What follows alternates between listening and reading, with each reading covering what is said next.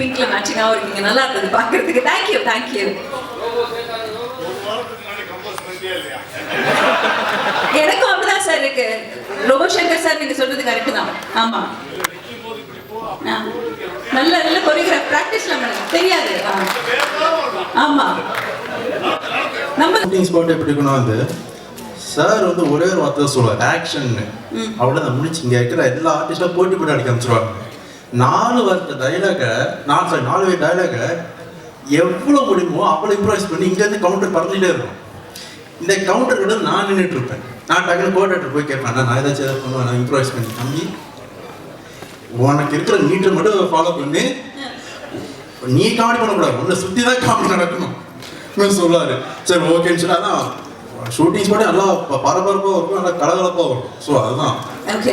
Vimal sir பொறுத்த வரைக்கும் வந்து ஹீஸ் வெரி சப்போர்ட்டிவ் இண்டஸ்ட்ரியில். நீங்கள் பார்த்தீங்கன்னா நிறைய ஹீரோஸ், இன்ஃபேக்ட் இப்போ சூரி சார் வந்து அவங்க படம் பண்ணும்போது அதில் கூட ஒரு one of the guest role அவங்களுக்காக ஒரு நண்பருக்காக ஒரு பியூட்டிஃபுல்லான ரோல் பண்ணியிருந்தாங்க.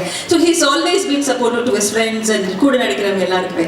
ஸோ அதை பற்றி நான் ஒரு அனுபவம் சொல்லுங்க. இல்லை சார், அதான் இப்போ வந்து இப்போ விமல் சார் வந்து ரொம்ப one of the well known acting Tamil cinema. அவர் வந்து எப்படின்னா வந்து இப்போ நிறைய பேராக சொல்லிட்டாங்க, அதே நான் திருப்பி சொல்கிறேன், ஸ்பேஸ் கொடுத்துருவாரு. அவன் அந்த டைலாக் பேசுகிறோமே, நான் ஓகே அந்த கியூ அவன் எடுத்துட்டோம், அதுக்கப்புறம் நான் வரேன்னு சொல்லி ஸ்பேஸ் கொடுப்பாரு. அது எனக்கு ரொம்ப ரொம்ப ஒரு சார்ட்டு ஒரு மிகப்பெரிய ஒரு ப்ளஸ் பாயிண்ட். ரொம்ப ரொம்ப நன்றி சார் ஸ்பேஸ் கொடுத்தது.